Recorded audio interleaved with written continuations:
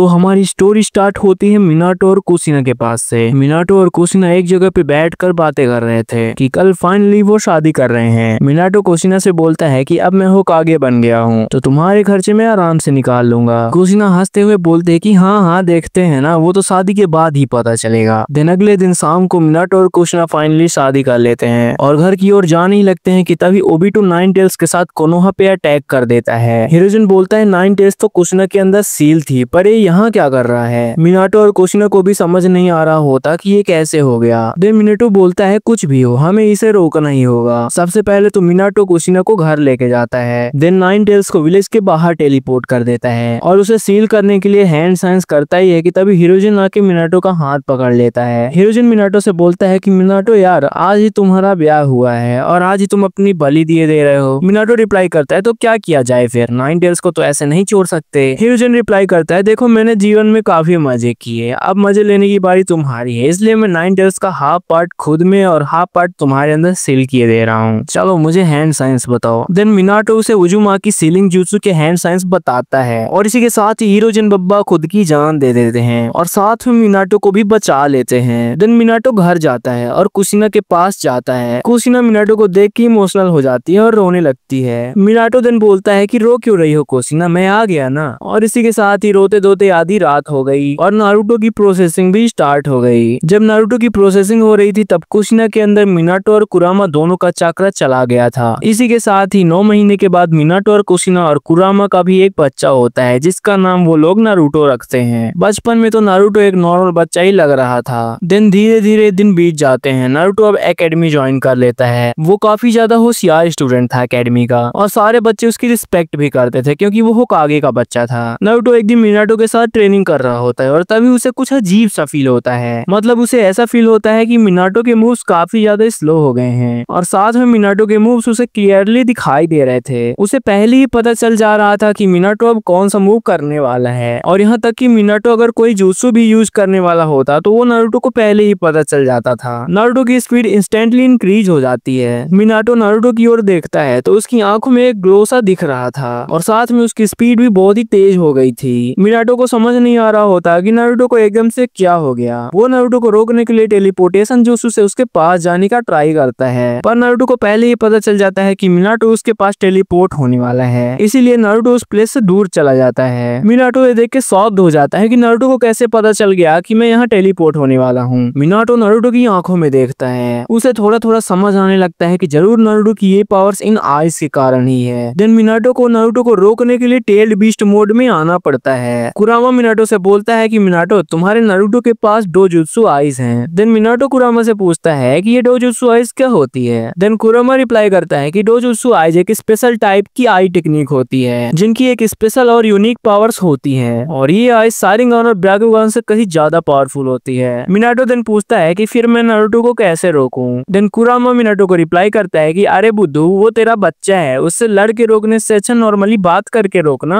Then Minato हंसते हुए reply करते कि अरे हाँ मैं तो नॉर्मली भी रोक सकता हूँ। देन वो टेल्ड बीस्ट मोड से नॉर्मल होता है। नारुतो से बोलता है कि चलो बेटा आप ट्रेनिंग खत्म करते हैं। देन नारुतो भी ये सुन के रिलैक्स हो जाता है और उसके रिलैक्स होते ही उसकी डोजुत्सु आइज भी डिसअपीयर हो जाती हैं। मिनाटो फिर आता है नारुतो के पास और उससे बोलता है कि नारुतो तुम ठीक तो हो ना। नारुतो रिप्लाई करता है कि हाँ डैड मैं तो ठीक हूँ, पर पता है मेरे साथ एक अजीब चीज हुई, मुझे एकदम से सब कुछ धीमा धीमा सा लग रहा था, ऐसा लग रहा था जैसे टाइम स्लो चल रहा है। देन मिनाटो नारुतो से पूछता है कि तुमने इस पावर को पहले कभी एक्सपीरियंस किया है। नारुतो रिप्लाई करता है कि नहीं पहले तो मैंने कभी ऐसा एक्सपीरियंस नहीं किया और हाँ पता है मुझे आपके सारे मूव्स पहले ही पता चल जा रहे थे। मिनाटो देन नारुतो से पूछता है कि ये फॉर्म तुमने कैसे गेन की, मतलब तुमने ऐसा क्या किया कि तुम्हें ये एबिलिटी मिली। नारुतो रिप्लाई करता है कि ये तो मुझे भी नहीं पता कि ये कैसे हुआ, ये बिल्कुल ही नेचुरली हो गया। देन मिनाटो नारुतो को समझाता है कि बेटा नारुतो तुम्हारे पास डोजुत्सु आइज हैं और वगैरह वगैरह बाकी की चीजें सबको समझा देता है। फिर कुछ समय बीत जाता है। धीरे धीरे खबर आने लगती है कि उचिहा क्लैन वाले तख्ता पलट की तैयारी कर रहे हैं, इसीलिए लीफ विलेज में बहुत से कॉन्फ्लिक्ट्स स्टार्ट हो जाते हैं। मिनाटो जाता है और फुगाकू उचिहा से मिलता है। मिनाटो उसे समझाता है कि फालतू की लड़ाई करने में कुछ नहीं रखा है, पर वो नहीं मानता, उल्टा वो एक वॉर स्टार्ट करने को बोल देता है। एक साइड होते हैं लीफ विलेज की शिनोबी और दूसरी तरफ उचिहा क्लैन। देन उन दोनों के बीच एक वॉर स्टार्ट हो जाती है। इटाची और सासुके भी उचिहा क्लैन की तरफ से होते हैं। साथ में कोनोहा के साइड नारुतो भी होता है। वॉर स्टार्ट हो जाती है और मिनाटो अपने टेल्ड बीस्ट मोड में आ जाता है। उनकी फाइट बहुत ही गंभीर चल रही होती है, जिसमें सासुके को सीरियस इंजरीज हो जाती हैं, जिसकी वजह से इटाची गुस्से में आ जाता है। उसके सामने नारुतो होता है, वो जाके सीधे नारुतो पे अटैक कर देता है। इटाची नारुतो को कुछ ज्यादा ही पीट देता है। नारुतो को समझ नहीं आ रहा होता कि इटाची इतना तेज कहां से आ जा रहा है। देन इटाची फाइनल अटैक के लिए रेडी हो जाता है और तभी नारुतो की डोजुत्सु आइज एक्टिवेट हो जाती है। नारुतो को पहले ही पता चल जाता है कि इटाची अमातेरासु यूज करने वाला है। जैसे ही इटाची अमातेरासु करने वाला होता है, नारुतो तेजी से अपनी पोजीशन चेंज करके सीधे इटाची को एक पंच दे देता है। इटाची को समझ ही नहीं आया कि उसे किसने मार दिया। देन नारुतो अपने डोजुत्सु स्किल के लेवल 2 पे जाता है, जिसमें उसे हर शिनोबी की सोल दिख रही थी। नारुतो इंस्टेंटली जाके इटाची की सोल को एक्सट्रैक्ट कर लेता है और अपनी आईज में ट्रैप कर लेता है और इसी के साथ इटाची भैया की डेथ हो जाती है। देन नारुतो इटाची की सोल को प्योर करके उसे फिर से उसकी बॉडी में डालता है, जिसकी वजह से उसके अंदर के सारे हेटेड मिट जाते हैं और अब वो कोनोहा वालों के साथ हो जाता है। पूरे उचिहा क्लैन वालों में ये मैसेज चला जाता है कि होकागे के लड़के ने इटाची को मार दिया और अपने किसी jutsu से उसे रीएनिमेट कर दिया। उचिहा क्लैन के कुछ मेंबर्स के अंदर नारुतो का खौफ क्रिएट हो गया और वो लोग बैटलफील्ड छोड़कर भाग गए। वहीं दूसरी तरफ मिनाटो और फुगाको उचिहा की फाइट चल रही थी। मिनाटो कुरामा मोड पे था और फुगाको उचिहा अपने सुसनो में। उन दोनों की फाइट बहुत ही ज्यादा खतरनाक दिख रही थी। वो दोनों ही एक दूसरे को मारने में लगे थे, जिसे देख के इटाची नारुतो से बोलता है कि हमें इन्हें रोकना होगा। नारुतो रिप्लाई करता है कि हाँ, हमें इन्हें रोकना ही होगा। देन इटाची नारुतो से बोलता है कि अपने वही jutsu का यूज करो ना। नारुतो रिप्लाई करता है कि मेरा सारा चक्रा भी ड्रेन हो गया है, जिसके कारण मैं अभी कुछ नहीं कर सकता हूँ। इतने में ही बैटलफील्ड पर ओबिटो उचिहा भी आ जाता है और साथ में आकात्सुकी को भी लेके आता है। ओबिटो को मेन एम था इस बैटल को थर्ड पार्टी करना, इसीलिए वो बैटलफील्ड पे आ जाता है जब ऑलमोस्ट दोनों ही ग्रुप्स आधे हो गए थे। फुगाकू ओबिटो की ओर देखता है और मिनाटो से बोलता है कि तुम्हारी हार पक्की है क्योंकि हमारे और साथी भी आ गए हैं। ओबिटो फुगाकू के पास जाता है और उस पे अपने कुनाई से हिट कर देता है। फुगाकू पीछे मुड़ के देखता है और बोलता है क्यों बेटा, तुमने धोखा क्यों दे दिया। ओबिटो सीरियस वे में बोलता है मेरा सिर्फ एक ही एम है, जो है रिन को रिवाइव करवाना और इस दुनिया से पावरफुल लोगों को मारना। फुगाकू अपने सुसनों से नीचे जमीन में गिर जाता है। इटाची भागते हुए जाता है और अपने डैड को उठाता है। मिनाटो आता है और अपने टेल्ड बीस्ट पावर से फुगाकू के बोन्स भर देता है। ये देख के ओबिटो हंसते हुए बोलता है कि तुम कुछ भी कर लो, कुनाई पे लगे हुए जहर का कोई ट्रीटमेंट नहीं है। फुगाकू मिनाटो से बोलता है कि मिनाटो, मैंने तुम्हें धोखा दिया, तुम्हारे साथ वॉर किया, पर तुम फिर भी मुझे बचाने की कोशिश क्यों कर रहे हो। देन मिनाटो रिप्लाई करता है कि अरे फुगाकू यार, तुम भी लीफ विलेज के स्नूबी हुआ करते थे, इसीलिए तुम एक तरह से मेरी फैमिली ही हुए। इसीलिए चाहे कुछ भी हो, फैमिली में चाहे कितनी भी लड़ाई क्यों ना हो, हमें हमेशा एक दूसरे के हित के बारे में ही सोचना चाहिए और किसी को मार देना किसी चीज का सोल्यूशन नहीं है। फुगाकू रिप्लाई करता है कि मेरे पास अभी भी कुछ वक्त है, मेरे वॉन्ट्स तो ठीक हो गए हैं पर पॉइजन का इफेक्ट धीरे धीरे हो रहा है, तो चलो जितना भी टाइम है मेरे पास उसमें मैं तुम्हारी मदद करता हूँ इन अकात्सुकी से लड़ने में। देन उचिहा क्लैन और लीफ विलेज एक साथ हो जाती है और अकात्सुकी वालों को मिलकर धूल चटा देती है। खुद की टीम को हारता देख ओबिटो कामुई डायमेंशन में भाग जाता है, जिसे कागाजी और माइट गाय इजिली संभाल लेते हैं और इसी के साथ ही वॉर खत्म हो जाती है और फुगाकू की बॉडी में पॉइजन फैल जाता है और फुगाकू मरने ही वाला होता है। उचिहा क्लैन फिर से लीफ विलेज का ही एक हिस्सा बन जाती है और इसी के साथ ही स्टोरी खत्म हो जाती है।